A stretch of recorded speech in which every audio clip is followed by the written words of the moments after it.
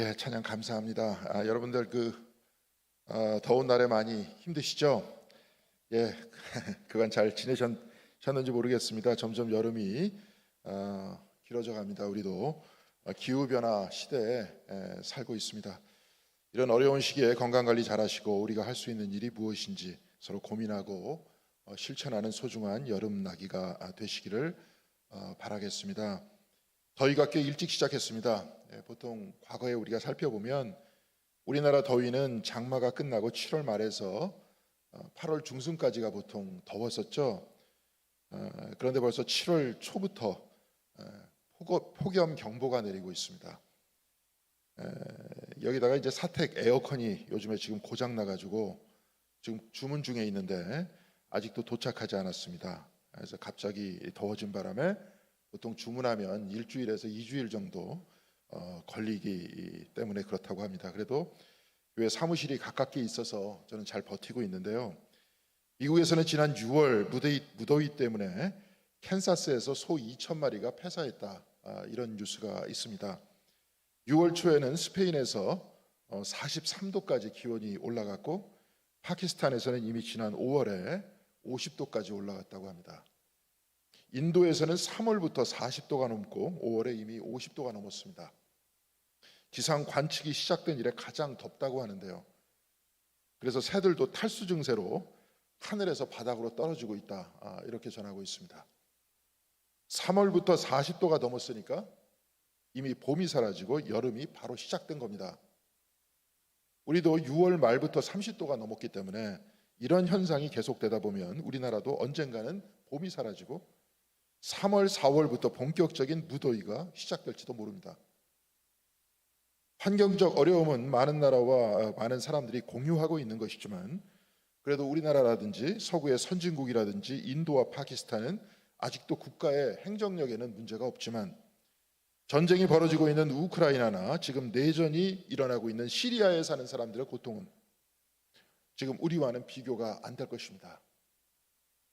내전과 난민들의 삶에 관해서 라잔 라바키 감독이 만든 가버나움이라는 영화가 있는데요.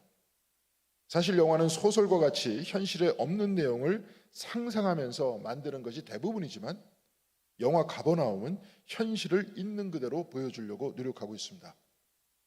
영화에 등장하는 사람들은 영화 배우가 아니라 직접 길거리에서 캐스팅한 아이들입니다. 난민으로 나온 사람들과 아이들은 실제 난민과 이들의 아이들이고 불법 체류자 역시 실제 불법 체류자입니다. 전문 영화 배우가 아니라 실제 거기서 살고 있는 사람들입니다. 가버나움은 예수께서 사시면서 많은 기적을 일으키신 곳입니다. 그런데 영화 가버나움의 배경은 예수께서 사시던 가버나움이 아니라 레바논의 수도인 베이루트입니다. 베이루트는 가버나움과 같이 구원자가 필요한 도시다, 이런 뜻입니다. 레바논의 수도 베이루트는 1970년대까지 중동의 파리라고 불리던 곳이었습니다. 그만큼 아름답고 다양성이 존중되던 곳이었습니다. 레바논은 중동에 있음에도 불구하고 그곳의 구성 인구는 기독교인이 더 많습니다. 1943년 프랑스로부터 독립할 당시 인구 집계를 보면 기독교인이 약 51% 정도를 차지했고 그 다음으로는 이슬람 수니파가 30% 정도, 시아파가 20% 정도였다고 합니다. 이렇게 되다 보니까 대통령은 항상 기독교인이 됐고 총리는 수니파, 그리고 국회의장은 시아파 이슬람에서 담당했다, 이렇게 되어 있었습니다. 권력 배분을 했던 거죠. 이렇게 평화적으로 잘 배분해서 살아가는 것까지는 좋았는데 1960년대에 이스라엘과 중동 간의 전쟁이 일어납니다. 그래서 난민들이 레바논으로 피신했고 1967년에는 피에로라고, 여기 나이 드신 분들은 아실 겁니다, 팔레스타인 해방기구가 베이루트에 본부를 설치합니다. 기독교인이 많았던 나라에 이슬람의 숫자가 폭발적으로 늘어나기 시작하니까 이들은 이슬람 총리와 국회의장의 권위를 더 많이 달라, 이렇게 요청하기 시작했습니다. 이러다 보니까 기독교와 이슬람 간의 충돌이 일어나기 시작하고 결국 이슬람과 기독교 간의 내전이 일어났습니다. 여기에 이스라엘과 시리아가 내전에 개입합니다. 기독교인은 기독교인과 이슬람, 이스라엘, 시리아, 나중에는 유엔까지 개입해서 레바논의 문제는 복잡해집니다. 내전이 그쳤다고 해도 지금도 기독교인과 이슬람의 적대 관계는 계속되고 있습니다. 이들의 종교 전쟁은 국가 간 전쟁이 언제 내전으로 시작될지 잘 모르게 진행되고 있습니다. 그러니까 중동 지역의 종교 간 갈등은 실질적으로 간단하지 않습니다. 이 갈등이 내전이나 전쟁으로 언제든지 바뀔 수 있기 때문에 그렇습니다. 그리고 지금은 이웃 시리아에 내전이 일어났기 때문에 난민들이 레바논에 들어와서 살고 있고 아프리카 등지에서는 불법 체류자들이 정착하고 있습니다. 이 복잡하고 불안한 역사 안에서 제일 피해를 입는 사람들은 힘없는 어린아이들이죠. 그래서 영화 가버나움의 주인공은 16살짜리 자인입니다. 영화는 그가 살인 미수 혐의로 재판을 받는 장면에서 시작합니다. 자인은 재판장에서 대단히 충격적인 발언을 하는데요. 자인은 재판관에게 자기를 낳은 부모를 고소하겠다 이렇게 말합니다. 그러면서 영화는 장면을 바꿔서 베이루트 빈민촌에서 힘겹게 살아가는 자인을 보여주고 있습니다. 자인은 벽돌을 나르기도 하고 물건을 팔기도 합니다. 그러나 자인의 부모는 무기력합니다. 어머니는 마약이 섞인 담배를 피면서 아이들을 방치하고 아버지는 영화에 거의 등장하지 않을 정도로 주변인으로 나옵니다. 아이들은 좁은 집에 방치되어 있고 아기인 막내 동생은 발이 묶여 있습니다. 불규칙하게 물건들이 여기저기 놓여 있기 때문에 기어다니다가 잘못하면 다치거나 위험해질 수 있기 때문에 그렇습니다. 자인은 11살짜리 여자 동생 사하르를 지켜주고 있는데 부모는 사하르가 초경을 하면 동네 슈퍼 주인에게 바로 시집을 보내버리려고 합니다. 사하르가 초경을 하자 자인은 동생 사하르와 함께 할머니 집으로 도망가려고 하는데 부모는 이를 눈치채고 자인을 심하게 때린 다음에 동생 사하르를 동네 슈퍼 주인에게 닭 몇 마리를 받고 팔아넘깁니다. 그래서 자인은 집을 나가는데요. 다시 집에 돌아온 자인은 동생 사하르가 죽었다는 소식을 듣습니다. 11살짜리가 임신을 했는데 아이를 가진 이후에 하혈이 심해서 죽었다는 겁니다. 이에 분개한 자인은 칼을 들고 동생의 남편에게 갔습니다. 죽이지는 않았지만 살인 미수로 소년원에 들어갔습니다. 살인 미수 혐의로 재판을 받는 자인은 재판관에게 부모를 고소한다고 하면서 이렇게 말합니다. 애들을 돌보지 않는 부모가 지긋지긋해요. 여기서 제가 얻은 것은 뭐죠? 욕먹고 얻어맞고 발길질 당하고 사슬과 호수와 허리띠로 맞고 제가 듣는 말이라고는 꺼져, 나쁜 놈, 이런 말뿐이에요. 사는 게 내 신발보다도 더 더러워요. 자라서 좋은 사람이 되고 싶었어요. 존중받고 사랑받고 싶었어요. 그런데 이렇게 됐습니다. 뱃속의 아이도 태어나면 나처럼 될 거예요. 자식이 자신을 이런 비참한 상황에 자식을 낳았다고 이렇게 부모를 고소한다고 하니 참으로 슬픈 내용이지 않습니까? 아이는 어른들에게 항거하고 있는 겁니다. 지금 레바논의 상황을 만든 것도 어른이니까, 이런 곳에 태어나게 한 것도 어른들이니까 이 모든 잘못이 어른들에게 있다는 것 아닙니까? 기독교와 이슬람과 유대교가 서로 갈등을 일으킨 베이루트와 같이 2000년 전 가버나움도 그리스인, 그리스 사람, 가나안 사람, 유대교와 로마의 사람들이 같이 뒤섞여 살던 그런 곳이었습니다. 그런데 그 다양성이 존재했던 2000년 전의 가버나움은 전쟁의 장소가 아니라 치유와 기적의 장소였습니다. 평화의 장소였습니다. 그렇다면 21세기의 가버나움인 베이루트 역시 구원자가 필요한 도시가 아니겠습니까? 그렇다면 과연 베이루트의 구원자는 누구겠습니까? 저는 오늘 설교를 준비하면서 어떻게 이러한 불편한 상황과 오늘의 말씀을 연결시킬 수 있을까 고민했습니다. 말씀은 과거의 이야기가 아니라 오늘을 사는 우리에게 살아계신 말씀이 되어야 하지 않습니까? 지금 이 지구 안에 우리와 같이 사는 사람들 중 어린아이가 자기 자신의 탄생을 저주하고 있는데, 이 땅에 전쟁과 증오가 그치지 않는데 오늘 우리가 읽은 말씀은 여기에 어떻게 응답하고 있습니까? 오늘 본문 제25절의 율법교사는 무엇을 하여야 영생을 얻으리까 이렇게 물었습니다. 이에 예수께서는 율법에 무엇이라 기록되었느냐고 물었고 율법교사는 하나님 사랑과 이웃 사랑이라고 대답했습니다. 이에 예수께서는 옳다고 하셨습니다. 그런데 그 다음 율법교사는 예수께 누가 내 이웃입니까? 이렇게 물었습니다. 하나님 사랑과 이웃 사랑이 율법의 중심이라는 것은 알고 있는데 누가 내 이웃인지 몰라서 그들을 사랑할 수 없다, 이 말이 아니겠습니까? 특히 오늘 우리가 읽은 성경에서는 자신을 옳게 보이려고 누가 내 이웃이냐고 물었다고 했습니다. 옳게 보이려고는 영어 성경에서 to justify himself 이렇게 되어 있습니다. 그대로 직역해보면 자기를 정당화하려고, 이 말입니다. 한마디로 율법의 요지는 알고 있지만 누가 이웃인지 모르기 때문에 이웃사랑을 안 했다는 것입니다. 그래서 이것을 정당화하려고 누가 내 이웃입니까? 이렇게 주님께 묻고 있는 겁니다.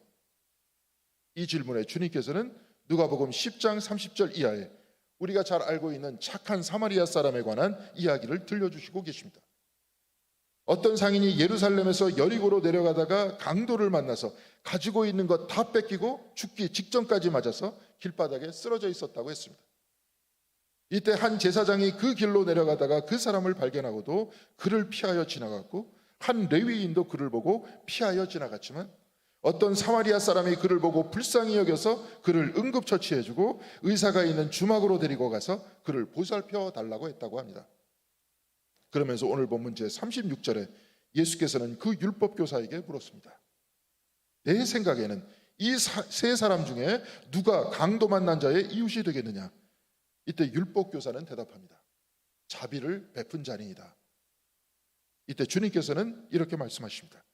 가서 너도 이와 같이 하라. 율법교사는 이미 누가 자신의 이웃인지 다 알고 있었습니다. 그런데 알고만 있었지 행동하지 않았습니다. 비유에서 제사장도 다 알고 있었고 레위인도 알고 있었습니다. 그런데 행동하지 않았습니다. 주님께서는 행동할 때 이웃이 된다, 이렇게 말씀하고 계십니다. 율법교사는 물었습니다. 어떻게 하여야 영생을 얻을 수 있겠습니까? 그리고 그 율법교사를 통해 예수께서는 대답하십니다. 자비를 베푸는 행동을 하면 영생을 얻는다. 영생을 얻는다, 이 말을 들으면 우리는 거의 반사적으로 내가 자비를 베푸는 이웃이 되면 죽어서 천국 갈 수 있다, 이렇게 생각할 겁니다. 그렇지 않습니까? 그런데 영어 성경에서는 이렇게 되어 있습니다. What shall I do to inherit eternal life? inherit라는 말은 물려받다, 상속받다, 이 뜻입니다. 그러니까 우리말로 직역해보면 무엇을 하여야 영생을 물려받을 수 있습니까? 이 뜻입니다. 그러니까 이 본문의 영생이란 죽은 이후에 가는 천국이 아니라 이미 있는 것을 받는 겁니다. 이미 있는 영생을 어떻게 하면 물려받겠느냐, 이 말씀인데요. 이것이 구체적으로 어떤 뜻이겠습니까? 우리 교회에서 토요 책 읽기에서는 켈트 그리스도를 읽고 있습니다. 많이 보셨을 텐데요. 다음 주면 다 읽습니다. 이 켈트 그리스도에서 소개하고 있는 켈트 영성은 창세기 1장 27절에 기록된 하나님 형상 중심의 영성입니다. 하나님의 형상을 강조하면서 인간의 죄성보다 더 깊은 곳에 하나님의 형상인 선함이 있다는 것과 이 선함을 향해서 걷는 길이 신앙생활이다, 이것을 가르치고 있는데요. 예수께서는 바로 이 길을 우리에게 가르쳐 주셨다는 내용입니다. 이에 관해서 바울은 로마서 2장 14절에서 15절까지 이렇게 말했습니다. 제가 이해하기 쉽게 표준 세번역으로 읽어드리도록 하겠습니다. 로마서 2장 14절에서 15절까지입니다. 율법을 가지지 않는 이방 사람이 사람의 본성을 따라 율법이 명하는 바를 실천하면 그들은 율법을 가지고 있지 않아도 자기가 자기에게 율법이 됩니다. 그런 사람은 율법이 요구하는 일이 자기 마음에 적혀 있음을 드러내 보입니다. 그들의 양심도 이 사실을 증언합니다. 다시 풀어서 얘기해 보면은 바울은 사람의 본성을 따라 율법이 명하는 바를 실천한다, 이렇게 말했습니다. 바울은 이 본성을 양심이라고 했습니다. 정리해 보면 인간의 본성인 양심에 따라 실천하면 율법을 가지고 있지 않아도 그 양심이 율법이 된다는 것입니다. 그러니까 로마서 2장 14절과 15절에 의하면 인간의 본성이란 악한 것이 아니고 선한 것이다, 이렇게 말하고 있습니다. 악한 인간의 마음보다 더 깊은 곳에 양심이 있고 선한 마음이 있다는 겁니다. 한마디로 하나님의 형상이 있다는 겁니다. 오늘 율법교사는 무엇을 하여야 영생을 얻을 수 있습니까? 영생을 물려받을 수 있습니까? 라고 물었습니다. 이 말은 무엇을 하여야 내 마음속에 있는 하나님의 형상이 드러나서 선하고 양심대로 살아가면서 평화롭게 살 수 있습니까? 천국의 삶을 죽은 이유가 아니라 어떻게 하면 지금부터 천국의 삶을 살 수 있습니까? 이렇게 묻는 것 아닙니까? 오늘 우리가 읽은 구약 성경의 본문에서 모세는 사람들에게 이렇게 말합니다. 내가 오늘 내게 명령한 이 명령은 내게 어려운 것도 아니요 먼 것도 아니라 하늘 위에 있지도 않고 바다 밖에 있지도 않다고 했습니다. 오직 그 말씀이 내게 매우 가까워서 내 입에 있으며 내 마음에 있은즉 내가 이를 행할 수 있느니라, 이렇게 말씀하고 있습니다. 하나님의 형상을 드러내면서 살아가는 것은 하늘 위에 올라갈 필요도 없고 바다 밖으로 찾으러 다닐 필요도 없다는 겁니다. 이미 우리 안에 다 있다는 겁니다. 예수를 시험하려 했던 율법교사도 예수께서 깨우쳐 주니 어떻게 해야 영생을 물려받을지, 어떻게 해야 하나님의 형상을 드러내면서 살 수 있을지 다 알고 있었습니다.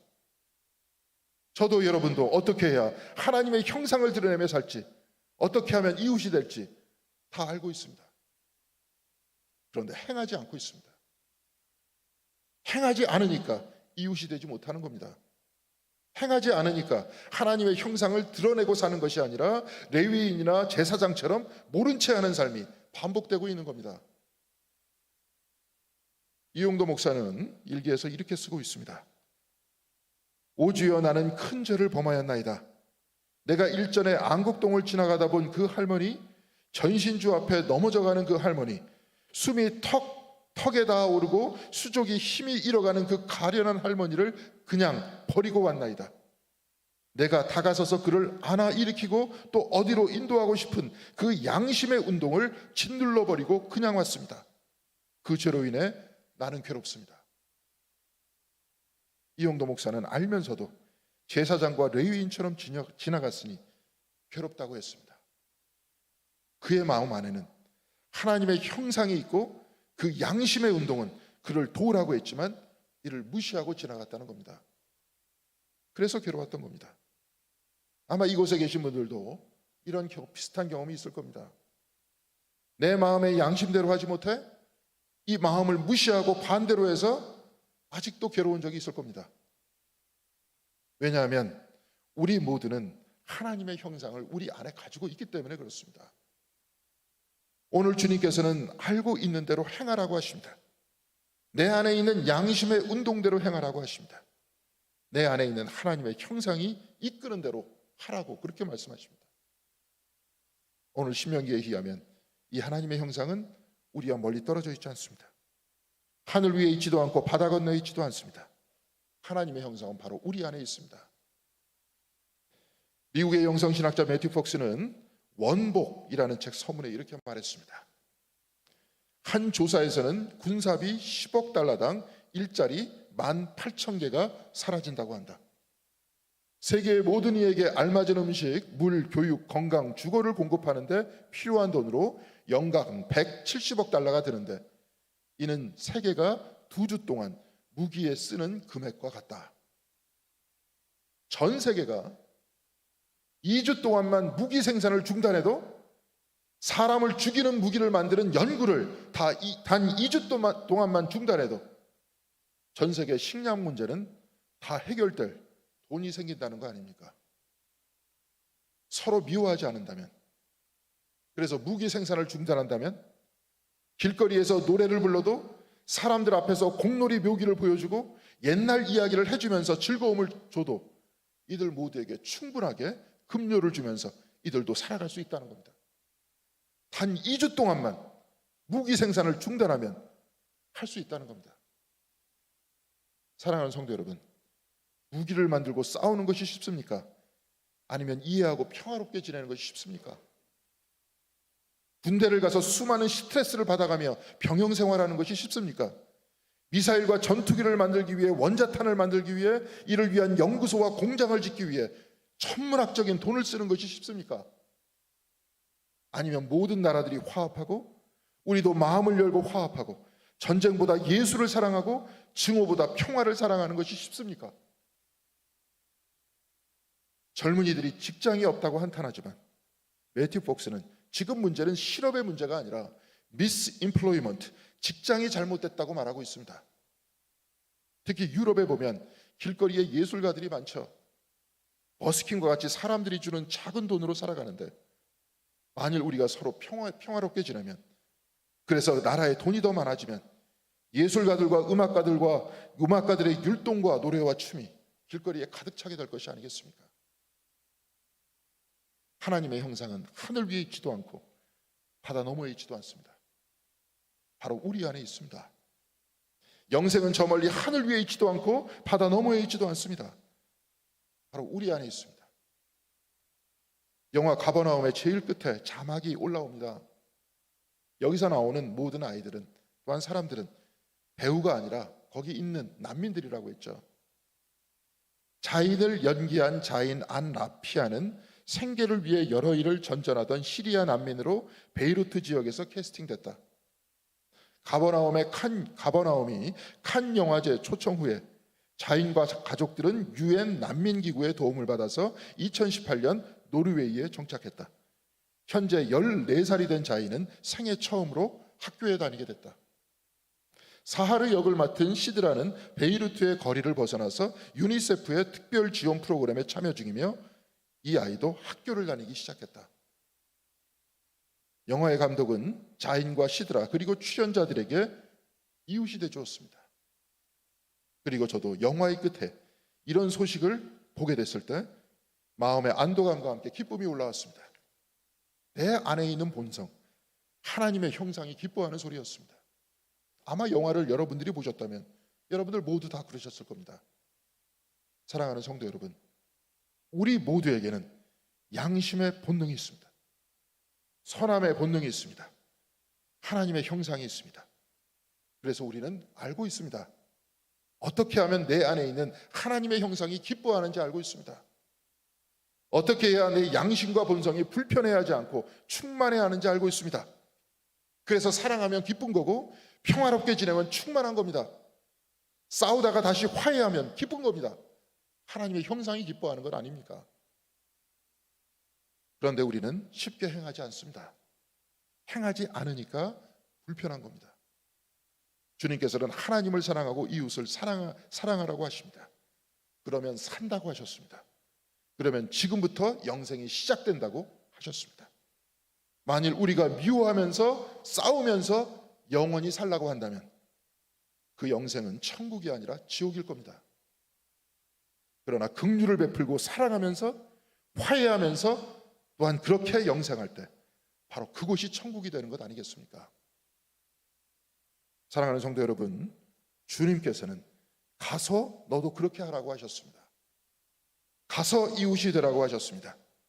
가서 하나님의 형상대로 양심의 운동대로 살라고 하시고 계십니다. 사랑하는 성도 여러분, 영생을 사시는 여러분 모두가 되시길 바라겠습니다. 알면서 행하지 않아서 불편한 삶이 아니라 알고 행해서 영생과 기쁨과 평화의 삶을 사시는 우리 모두가 되시길 바랍니다. 영생은 멀리 하늘 위에 있지 않고 바다 너머에 있지도 않습니다. 바로 우리 마음 안에 있고 우리의 마음속 하나님의 형상을 따라 사는 그 삶에 있습니다. 먼저 교우들에게 여러분들 모두 이웃이 되주시길 바랍니다. 슬픔을 당한 친구들에게, 마음과 몸이 아픈 교우들과 친구들에게 이웃이 되시기를 바라겠습니다. 이웃이 되어서 그렇게 살아가면서 하나님의 형상 안에서 평화와 영생의 삶을 살아가시는 저와 여러분들 한 분 한 분이 다 되시기를 주님의 이름으로 간절히 기원드리겠습니다. 기도하시겠습니다. 사랑과 은혜가 충만하신 하나님 감사드립니다. 이 무더운 날씨 속에서도 우리를 불러주시고 같이 예배하고 찬양하며 우리 안에 우리 주변에 하나님의 현존을 체험할 수 있도록 도와주시는 애 감사드립니다. 마음속으로만 체험하고 마음속으로만 머물러 있는 것이 아니라 우리의 하나님의 형상이 인도하는 방향에 따라 움직일 수 있는 우리들이 될 수 있도록 주님께서 도와주시옵시고 바로 이 길로 우리를 가르치시고 이 길로 우리를 이끄시는 예수 그리스도를 붙들고 우리 마음에 있는 형상, 양심의 본성의 움직임에 따라 행함으로써 평화와 기쁨이 충만한 우리의 인생이 될 수 있도록 도와주시옵시고 우리가 바로 그곳에서 영생이 바로 이곳에서 시작하는구나 하는 그 체험을 할 수 있는 한 분 한 분 다 될 수 있도록 인도하여 주시옵소서. 그리하여서 이 영생이 공덕교회의 신앙생활로부터 시작되는 한 분 한 분 다 될 수 있도록 주여 은총을 내려 주시옵소서. 이 모든 말씀 우리 주 예수 그리스도의 이름으로 기도드렸습니다.